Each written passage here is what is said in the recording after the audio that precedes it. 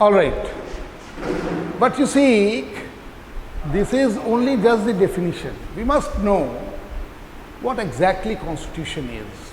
You see, constitution, as I told you, a set of law, and these laws speaks a great deal about the government of this country.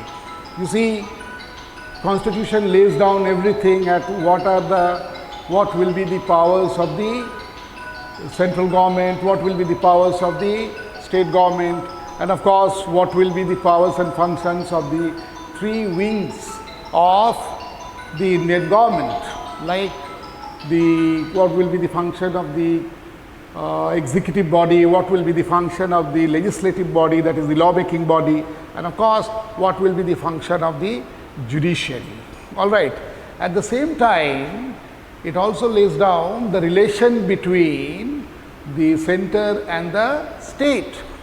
All right. It also has given three lists, the union list, the state list, and the concurrent list. And this list actually divides the power between the center and states. All right. So, the definition of constitution includes all those things. Okay.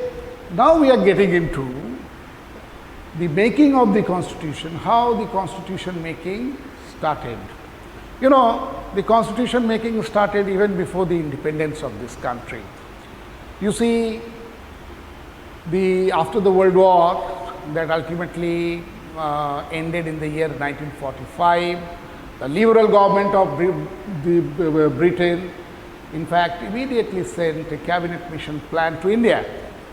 And this cabinet mission plan talked to the Indian leaders, and thereafter it helped the Indians to create a body that would make the constitution. So, this body actually was called Constituent Assembly.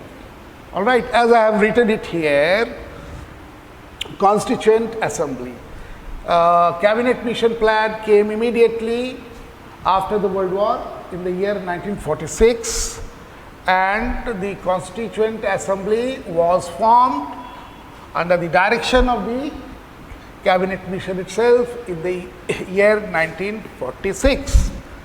And it is on 9th December,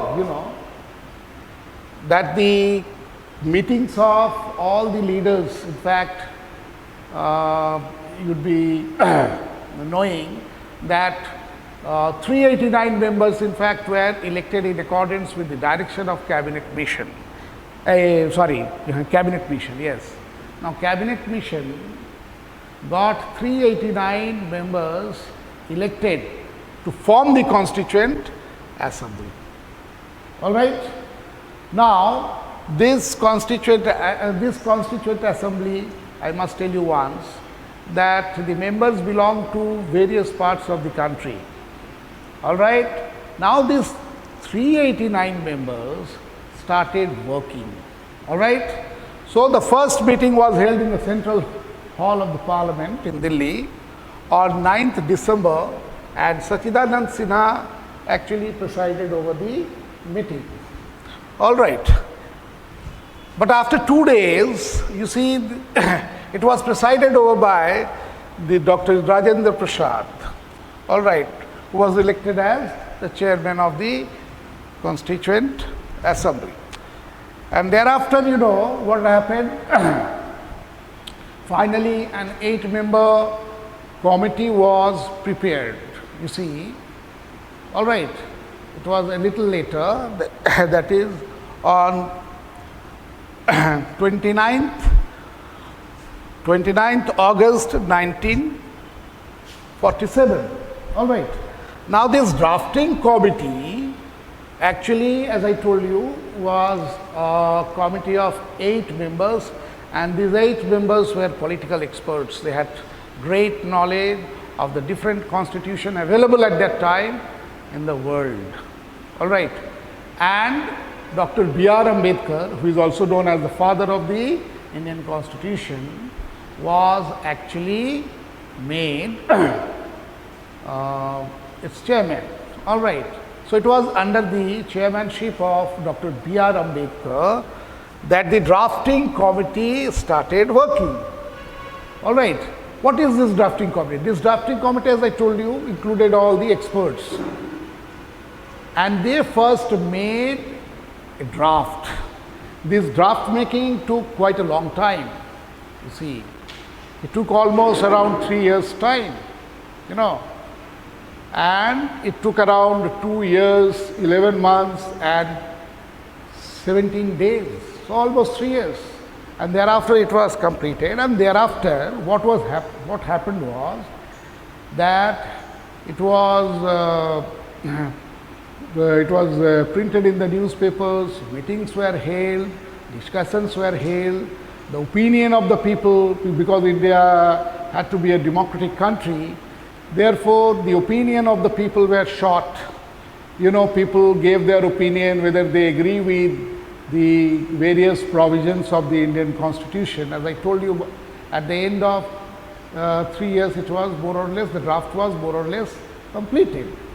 So, after having taken the opinion of all the people of India, then finally it was it was ready by 1948, but it was ultimately adopted, enacted and passed on 26 November 1949.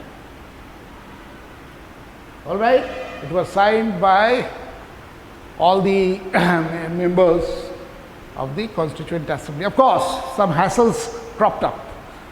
What was the hassle like? League withdrew its members, all right. And finally, you know, after the division of this country, only 308 members out of 389 members remained with India, all right. And you see, 81 members now remained with Pakistan. So we ultimately had only 308 members. But as I told you, it was signed by everybody and then ultimately adopted, enacted and passed on 26 January. And then on a very, very eventful day, that was 26 January 1950. 26 January 1950, it was imposed. So, the Constitution of India started working from that day itself. Okay? Now, we will get into the various features.